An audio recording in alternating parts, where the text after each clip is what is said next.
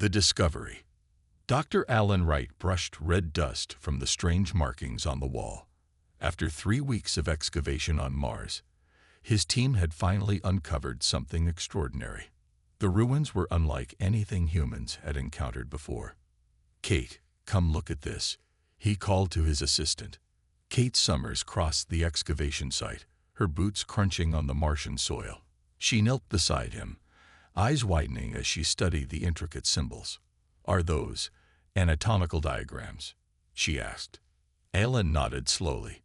"Not just any diagrams. They appear to be comparing different species. And look here." He pointed to a recurring symbol next to what appeared to be a human form. "This marking is different from the others." The underground chamber had been sealed for thousands, perhaps millions of years. Their team had discovered it purely by accident when a ground-penetrating radar scan revealed the hollow space beneath what they had assumed was just another rocky outcropping. "Dr. Wright, we've opened another section," called Ben Fuller, the team's structural engineer. His voice echoed through their radio comms. Alan and Kate made their way through the narrow corridor to where Ben and 2 other researchers stood before a newly exposed doorway. The air smelled stale despite their environmental suits. "We think it's some kind of archive," Ben explained. "The patterns on the door match what we believe are numerical sequences." When they entered the chamber, the lights on their helmets revealed walls covered in detailed illustrations. They depicted scenes from across the galaxy, different worlds, different species, and what appeared to be the same event repeated over and over. "Are those assassinations?" Kate whispered. Alan moved closer to one illustration. It showed a tall, insect-like being collapsing, while a shadowy figure retreated. Similar scenes played out across the walls. Beings of various forms dying while mysterious attackers departed. "This one's different," said Dr. Maya Ellis, the team's biologist. She pointed to an image showing what appeared to be a human figure. Unlike the others, this figure remained standing while the shadowy assassin seemed confused. "It's like they're showing the assassin failing," Alan observed. Kate moved to a central pedestal where a device of unknown purpose sat covered in dust. As she approached, it suddenly illuminated, projecting a 3-dimensional star map into the air above them. "It's still operational," Ben gasped. "After all this time." The map highlighted dozens of star systems, including Earth's. But while other systems were marked with red symbols, Earth's had a blue designation. Dr. Ellis connected her tablet to their command center back at base. "I'm sending these biological scans for analysis. These appear to be detailed studies of nervous systems across different species." As the team worked to document everything, Alan found himself drawn to a small alcove containing what looked like a journal or record book. The material wasn't paper, but some kind of metallic sheets with embedded information. "I think I understand part of this," he said after studying it for nearly an hour. "It's describing some kind of galactic organization. Assassins who operated throughout the known universe. Why would anyone document their assassination guild?" Ben asked. "Because they were proud of it," Kate suggested, "or because it was officially sanctioned." Dr. Ellis returned from her communication with base. Her face was pale beneath her helmet. "The biological scans show something remarkable," she said. "All these different species share certain nervous system characteristics. Every one of them, except humans. We have unique neural pathways and produce an enzyme not found in any other species." Alan looked back at the image of the human figure, standing unharmed while the assassin failed. "That's why we're marked differently on their star charts," he realized.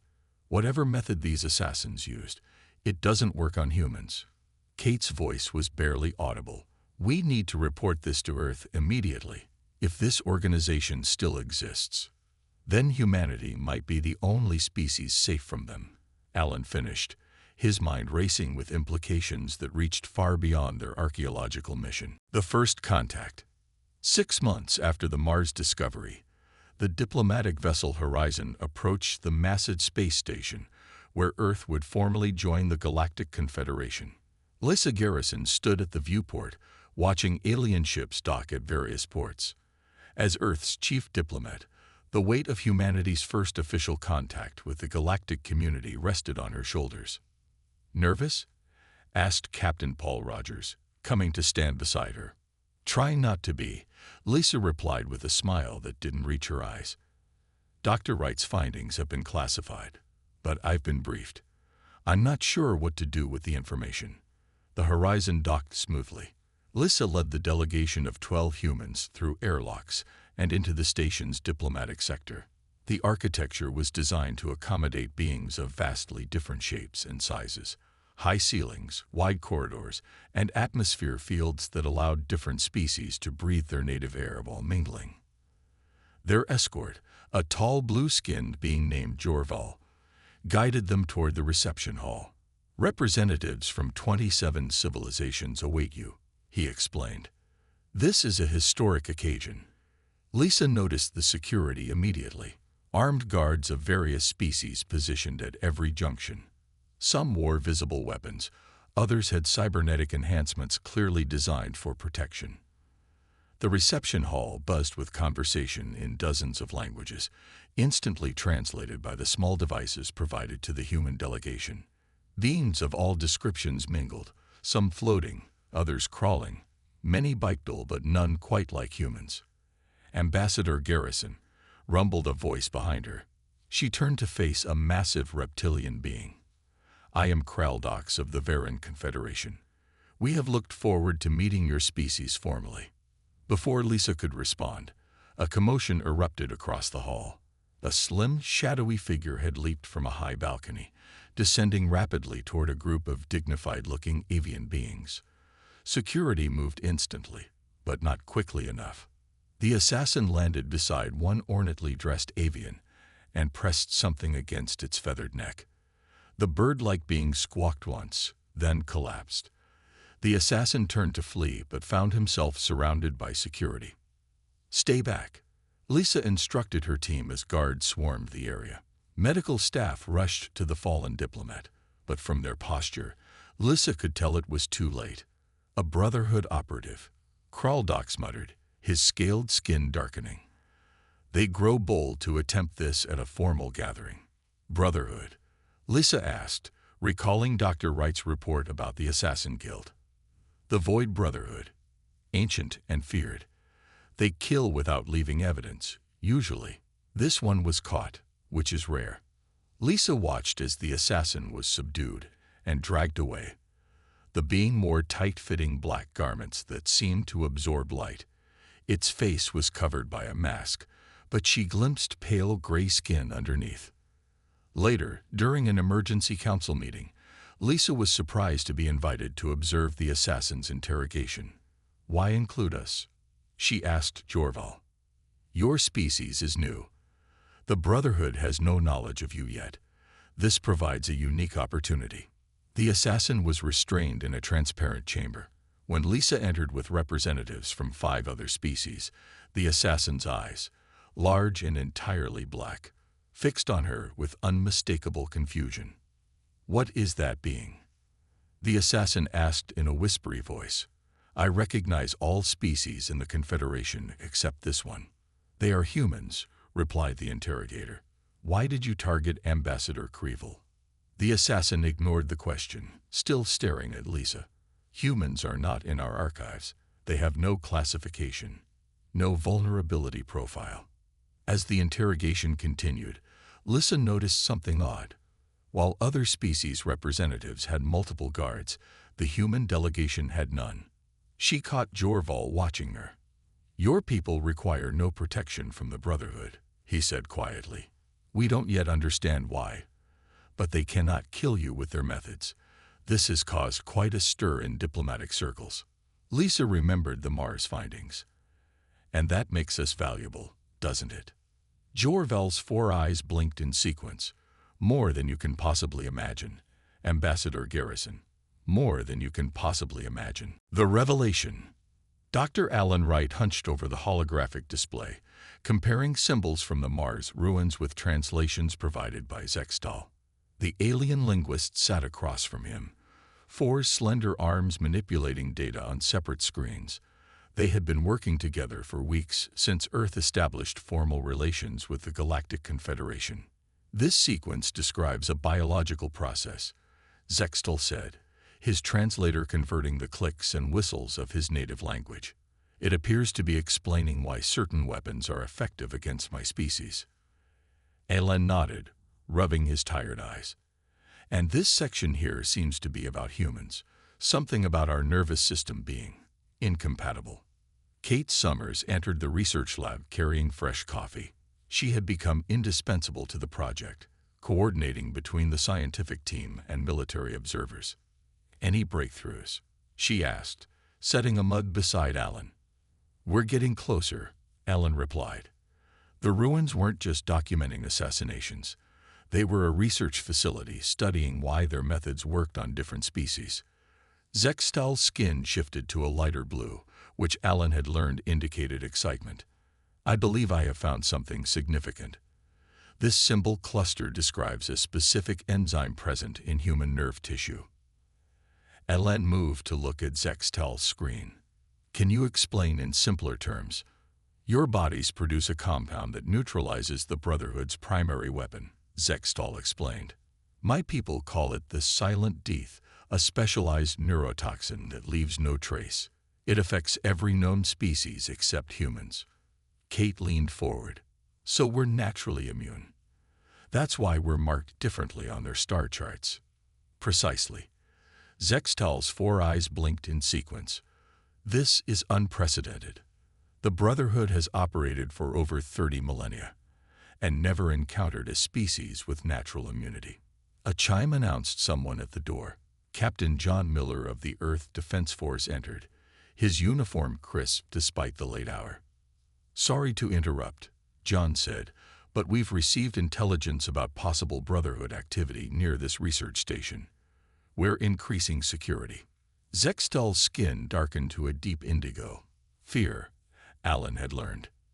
They know what we're researching, the alien linguist whispered. The Brotherhood eliminates any threat to their methods. John moved to the window overlooking the lunar landscape where the International Research Facility had been established. They'll have to get through our defenses first. We've installed the most advanced security systems available. Alan turned back to the translations. According to these records, the Brotherhood's founders engineered their assassination methods to work on all known spacefaring species. They never encountered humans because Earth was isolated from galactic community. An accident of evolution that now makes humanity uniquely valuable, Zextal observed. The lights suddenly dimmed, switching to emergency power. A siren wailed briefly before being silenced. Security breach, John said, drawing his sidearm. Everyone stay here. The door slid open before John reached it. A figure in dark clothing slipped into the room, moving with unnatural speed. John fired his weapon, but the intruder dodged with fluid grace, heading straight for Zextal.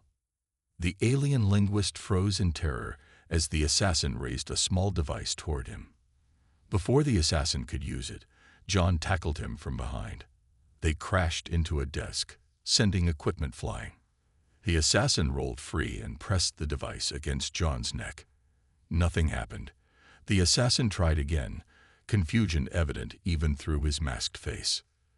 This moment of hesitation gave John the opportunity to land a solid punch.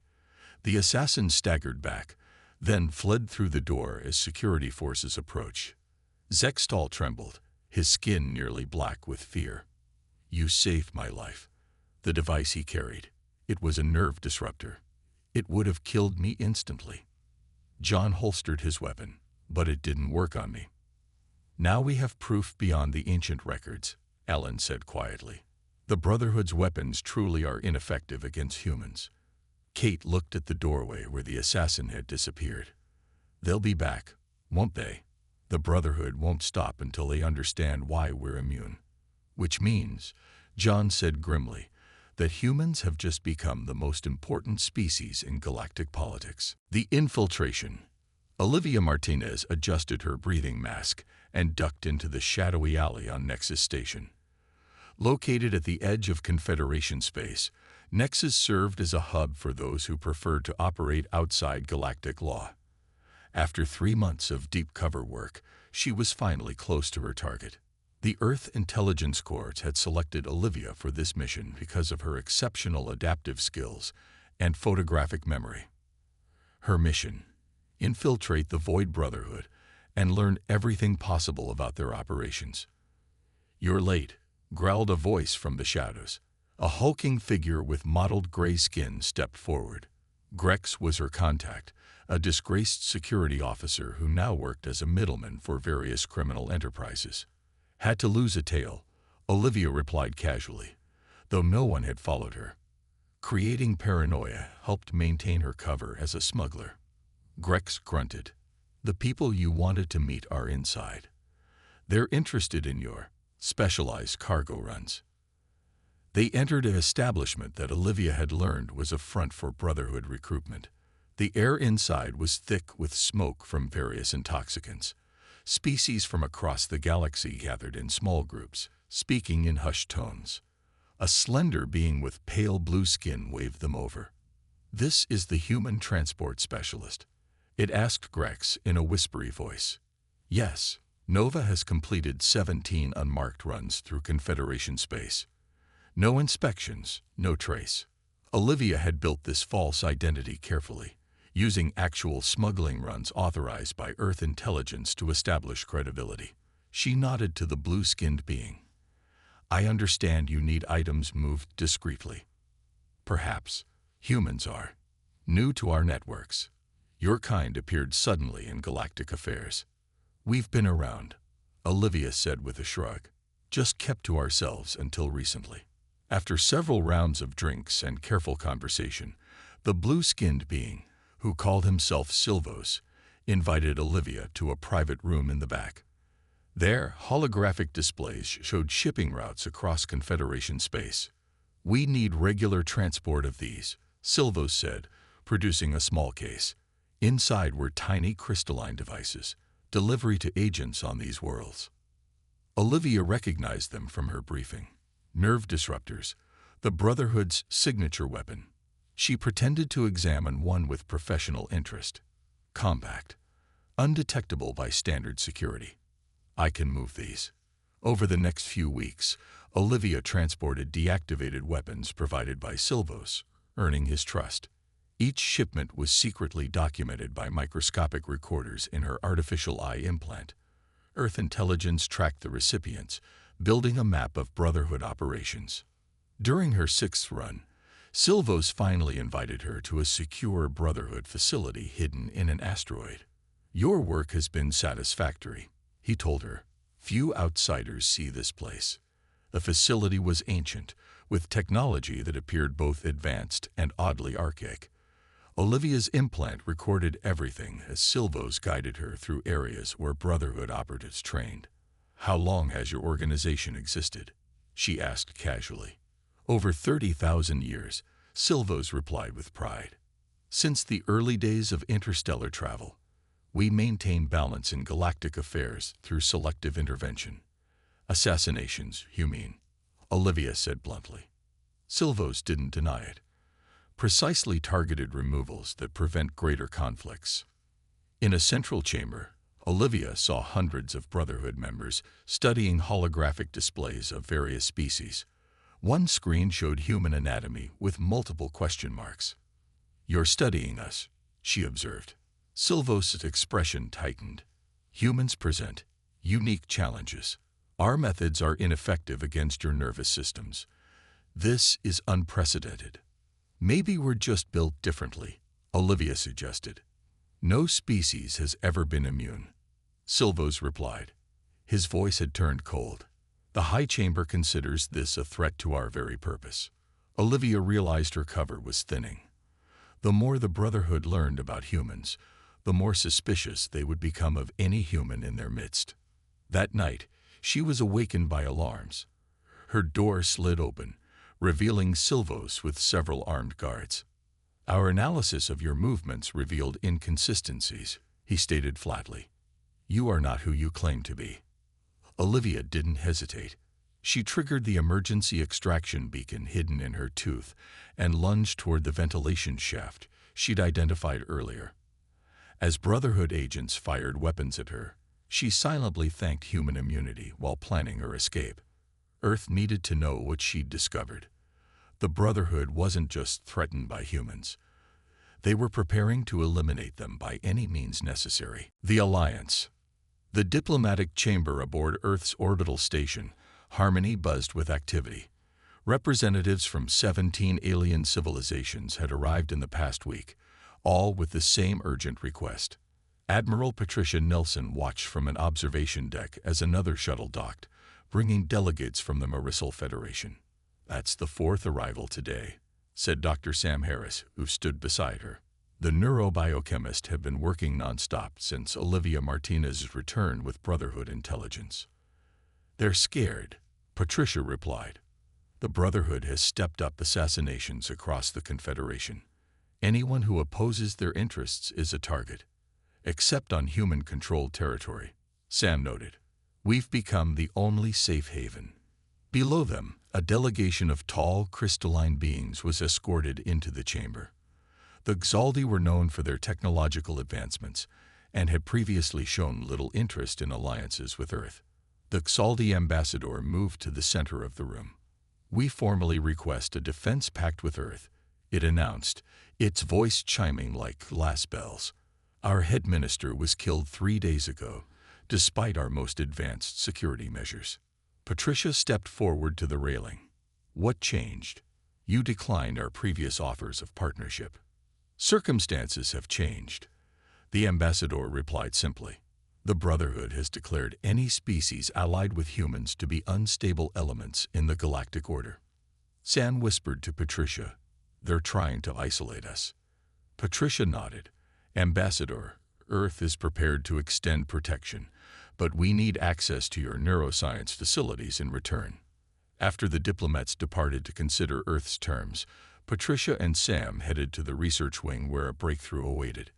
In the main laboratory, technicians worked around a central chamber containing a swirling blue liquid. "Is this it?" Patricia asked. Sam nodded proudly.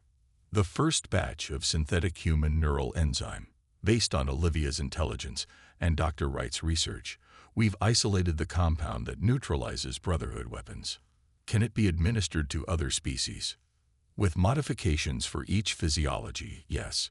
We've successfully tested it on 3 different species already." A communications officer rushed into the lab. "Admiral, we're receiving distress calls from the human colony on Proxima Centauri. They're under attack." Patricia's expression hardened. "Brotherhood?" "Yes, ma'am. But they're not using neural disruptors. They've switched to conventional weapons, missiles, and energy weapons. They're adapting," Sam said grimly. "If they can't assassinate us with their traditional methods, they'll use brute force." Patricia turned to her staff. "Prepare my flagship for immediate departure. Alert the 4th Fleet to rendezvous at Proxima Centauri." To Sam, she added, "How quickly can you mass-produce the enzyme?" "With full resources. 2 weeks for enough to protect key ally populations." "You have 1 week. I'll assign whatever personnel you need." As Patricia headed for the hangar bay, emergency alerts continued to sound. The Brotherhood was attacking human outposts across 3 star systems simultaneously. On the command deck of her flagship, the Defender, Patricia addressed her officers. "The Brotherhood has existed for 30 millennia because no one could stand against them. That changes today." Lieutenant Grace Wilson reported, "Admiral, we're receiving transmissions from 17 refugee ships approaching Earth space. All are carrying civilians from species targeted by the Brotherhood. Grant them safe passage," Patricia ordered, "and deploy protective escorts." As the Defender prepared to jump to Proxima Centauri, Patricia studied tactical displays showing Brotherhood movements. For the first time, the assassins were operating openly, abandoning centuries of secrecy. "They fear us," she realized aloud. "Not just because we're immune, but because we can extend that immunity to others." Back on Earth, Sam watched the first shipments of synthetic enzyme being loaded onto medical transports. The blue liquid represented hope for countless species who had lived in fear of the Brotherhood for millennia.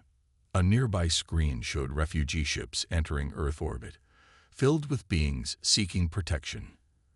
Earth was becoming the center of a new alliance, one founded not on military power, but on the simple quirk of human biology that had accidentally created the perfect defense against the galaxy's most feared assassins. As Sam watched the ships dock, he wondered what would happen when the Brotherhood realized their time as the shadows controlling galactic affairs was coming to an end. It wouldn't surrender their power without a fight. The confrontation. Major Eric Peterson studied the holographic map of the Cygnus system.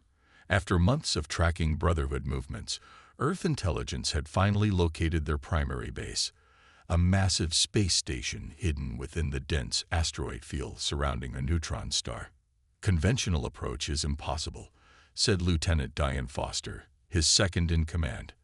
"The asteroid field is too dense for large vessels." Eric nodded. "That's why we're going in with just 2 stealth shuttles. Small target profile, minimal detection signature." Their mission briefing had been clear: infiltrate the Brotherhood headquarters, gather intel on their command structure, and if possible, neutralize their leadership. Admiral Nelson had personally selected the 12-person strike team, all veterans with specialized combat training. "Latest intelligence update from deep cover operatives," Diane said, handing him a datapad. "The Brotherhood's Central Command appears to be controlled by something they call the Arbiter. No confirmation if it's a person or an AI. Either way, it's our primary target," Eric replied. 6 hours later, their shuttles detached from the Earth vessel Hidden Dagger, which had brought them to the edge of the Cygnus system. Eric's team piloted through the treacherous asteroid field, using minimal power to avoid detection. "Energy signature ahead," whispered the pilot. "Matches the target parameters." As they cleared a cluster of asteroids, the Brotherhood station came into view. It was ancient, far older than Earth's space technology. The central structure resembled a massive black sphere with extending arms that grasped nearby asteroids like anchors. "No external defenses visible," Diane noted. "They rely on secrecy, not firepower." "Until now," Eric replied. "The Brotherhood had never needed conventional defenses before. Their power came from fear and stealth, not military might." They docked at an unused maintenance port, cutting through the airlock with specialized tools designed to work silently. Once inside, they moved through dimly lit corridors, encountering surprisingly little resistance. "Something's wrong," Eric whispered as they approached the central sphere. "Security is too light." A door slid open ahead of them, revealing a vast chamber. In the center stood a column of swirling dark energy contained within a transparent cylinder.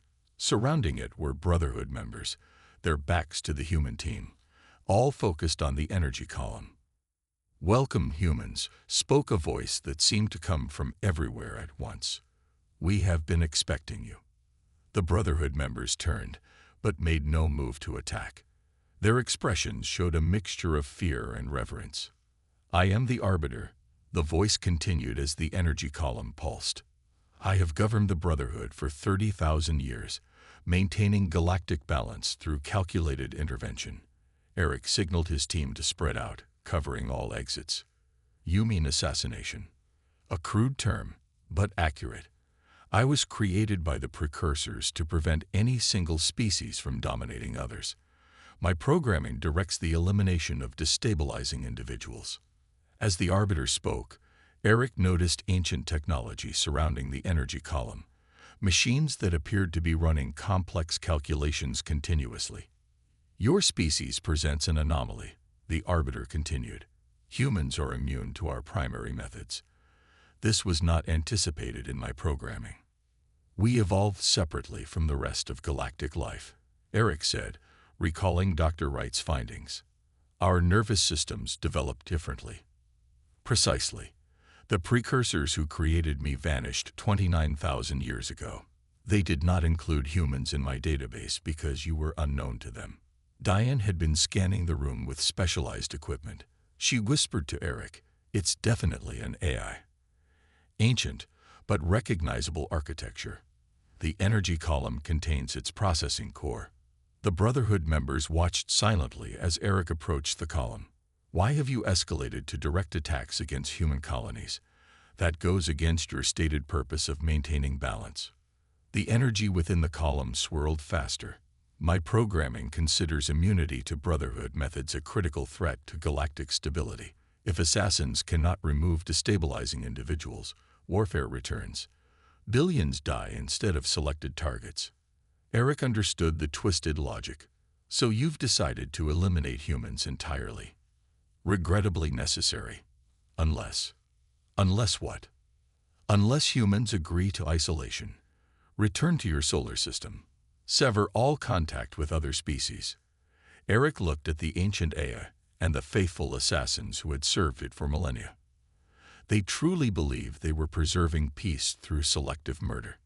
That's not going to happen, Eric said firmly. But we are going to reprogram your definition of balance. He gave the signal, and his team moved forward to secure the Arbiter's control systems. The revelation. Dr. Alan Wright stood in the ruins on Mars, new understanding dawning as he studied the recently uncovered central chamber. Since Major Peterson's team had infiltrated the Brotherhood headquarters, Alan had returned to Mars with Kate to find answers about humanity's unique immunity. I think I've found something, Kate called from across the chamber. She stood before a wall where strange symbols flowed like water across the surface. The translator says this is about the Precursor's plan. Alan hurried over, his heart pounding. Does it mention humans specifically? Kate nodded. It says the isolated strain will develop differently. And there's something about protection against our tools and eventual guardians. They engineered us. Alan whispered, the realization striking him like a physical blow. The Precursors didn't just discover Earth, they modified early humans to be immune to their assassination technology. Back on Earth, in the underground command center beneath Geneva, Admiral Patricia Nelson received urgent communications from Earth's defense fleet. They've launched a coordinated attack, reported Commander Greg Wilson. His holographic image flickered as explosions lit up the background. Brotherhood vessels are approaching Earth from multiple vectors. They're using conventional weapons, planet killers. Patricia's face remained calm despite the dire news. Status of the planetary shield. Holding at 87% capacity, but they're targeting our orbital defenses systematically. Deploy the reserve fleet from Jupiter's moons, Patricia ordered, and send immediate evacuation orders to all settlements on Mars and the Moon. She turned to her communications officer. Any word from Major Peterson's team? Last transmission indicated they were proceeding with Arbiter reprogramming. Communication blackout followed as expected. In space above Earth, the battle rage. Brotherhood vessels, ancient but powerful, fired continuously at Earth's defensive platforms. Earth ships countered with advanced weaponry, but they were outnumbered 3-1. Captain Olivia Martinez, now commanding the defense cruiser Defiant, maneuvered through the chaos of battle. Target their lead vessel's propulsion system, she ordered her weapons officer. As the Defiant engaged, Olivia's tactical display showed more Brotherhood ships emerging from hyperspace. They're throwing everything they have at us, she muttered. This is their final stand. Deep in the Cygnus system, Eric's team worked frantically to reprogram the Arbiter while defending against Brotherhood loyalists. The ancient AI's defenses were sophisticated, designed to prevent exactly what they were attempting.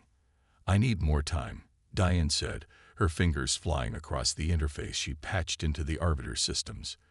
Their encryption is like nothing I've ever seen. Eric fired his weapon at approaching Brotherhood members. We don't have more time. Earth is under attack. The Arbiter's voice echoed through the chamber. You cannot alter my primary directives. The Precursors designed me to be immutable. The Precursors are gone, Eric shot back. And they made mistakes. They didn't account for humans. Humans were not a mistake, the Arbiter replied, surprising Eric. You were their contingency plan. On Mars, Alan stared at the new translation appearing on his tablet. Kate, "Look at this," he said urgently. "It says the precursors created two systems, the Balance Keepers and the Guardians." "The Balance Keepers must be the Brotherhood," Kate reasoned. "But who are the Guardians?" Alan's hands trembled as he swiped through the translation. "Us.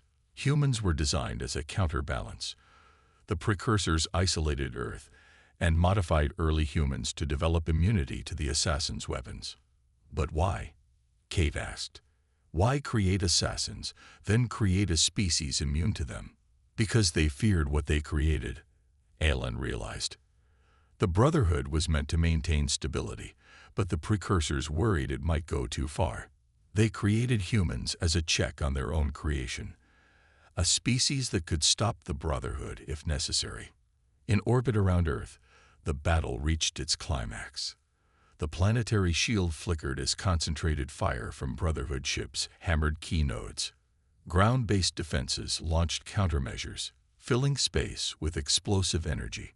Olivia's ship took a direct hit, knocking out primary systems. "Reroute power from life support if necessary," she ordered. "Keep weapons online." As her crew fought to save their vessel, Olivia saw more Brotherhood ships appearing. Earth's defenses were stretched to breaking point. Everything depended on Eric's team now. In Cygnus, Diane looked up from her console, face bright with triumph. "I'm in.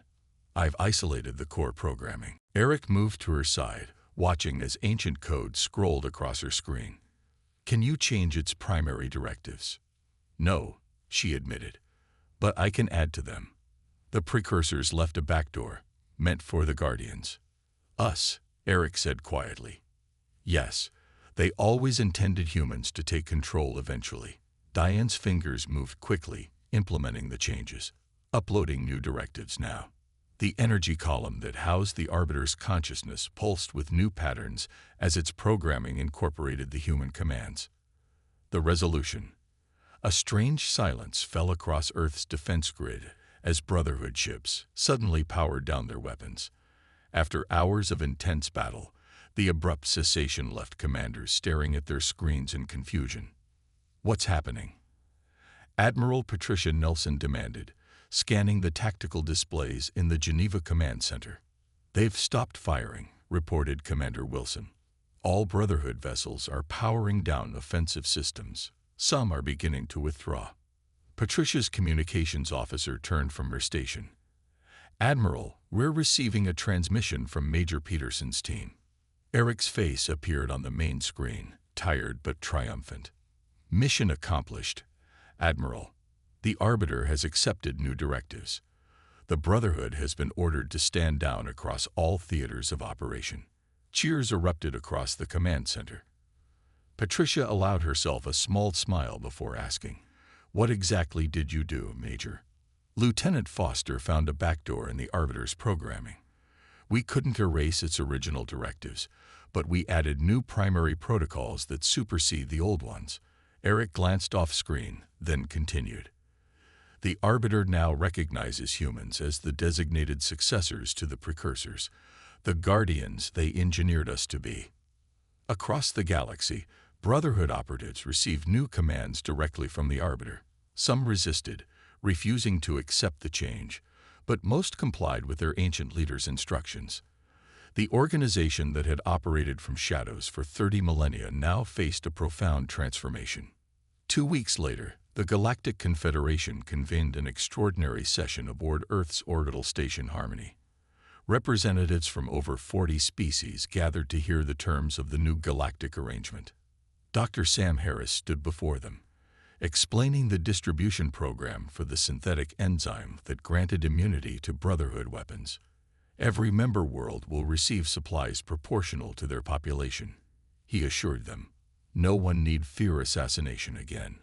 Ambassador Zextal, now serving as the Confederation's High Mediator, addressed the gathering next. "For countless generations, my people lived in fear of the Brotherhood. That era ends today. The human immunity, once their unique advantage, is now their greatest gift to us all." In the back of the chamber, Alan Wright and Kate Summers listened with mixed emotions. Their archaeological discovery had changed the course of galactic history, but the revelations about humanity's origins remain troubling. "Do we tell everyone?" Kate whispered. "About the precursors engineering us as a counterbalance?" "Admiral Nelson believes some details should remain classified for now," Alan replied. "But the basic truth, that we were designed as peacekeepers, that should be shared." On the Cygnus station, now designated Arbiter Control, Eric supervised the integration of human technicians with Brotherhood personnel. The ancient AI had accepted humanity's role as its new masters, but implementing this change across an organization steeped in tradition proved challenging. "The younger members are adapting well," Diane reported, "but the elders struggle with their new purpose." Eric nodded. 30,000 years of operating one way. Change won't happen overnight. The Arbiter's energy column pulsed gently as it addressed Eric. "Your reprogramming aligns with my Creator's ultimate intentions. The precursors designed humans as a failsafe, knowing the balance keepers might require oversight eventually." "Why did they separate us from galactic society?" Eric asked, a question that had bothered him since learning of humanity's engineered origins. "To allow independent development," the Arbiter explained. "If humans had known their purpose from the beginning, you might have developed differently. The precursors wanted guardians who would make their own choices, not follow predetermined paths."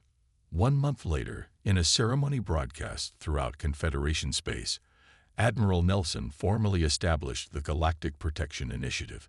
The new organization would incorporate reformed Brotherhood members alongside human peacekeepers, using their combined knowledge to maintain stability without assassination.